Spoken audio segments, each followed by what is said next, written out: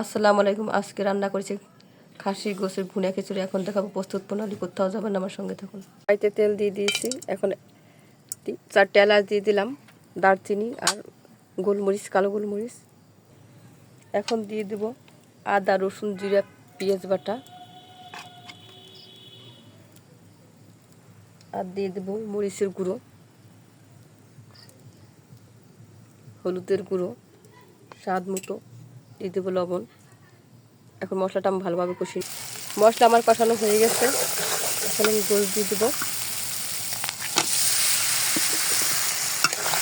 গোশটা 2 minute নেড়ে চেড়ে নিব।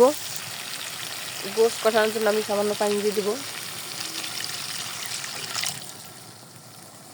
এখন ঢাকনা দিয়ে ঢেকে দিব। গোশ ভুনা হয়ে গেছে, আমি এখন নামিয়ে নিব। কড়াইতে তেল দিয়ে দিছি, তেল গরম হয়ে গেছে। এখন দিয়ে দেবো এলাচ, দারচিনি, তেজপাতা, গোলমরিচ কালো আর লং, হালকা একটু ভেজে নিব। এখন দিয়ে দেব আদা, রসুন, জিরে, পেঁয়াজ বাটা,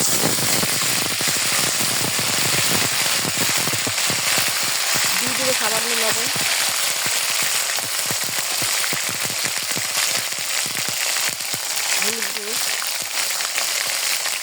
মশলাটা আমি ভালোভাবে কষিয়ে নেব। চাল ডাল আমি ধুয়ে সেঁকে রেখেছি, আর 2 কাপ পেঁয়াজ কুচি, আর দিয়েছি 15-20টা মতো কাঁচামরিচ কেটে। আমি যেভাবে রান্না করতেছি এইভাবে লক্ষ্য করে রান্না করুন। রান্না করলে একবার রান্না করলে বারবার রান্না করতে ইচ্ছে করবে, বারবার খেতে মন যাবে, মুখে যেন স্বাদ লেগে যাবে। রান্নাটা ফলো করুন।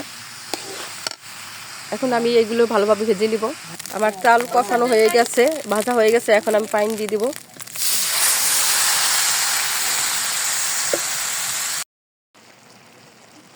লো হিটে রেখেছি, গোশ আমি দিয়ে দিয়েছি। এখন নেড়ে নিব হালকাভাবে। তারপর ঢাকনা দিয়ে ঢেকে দিব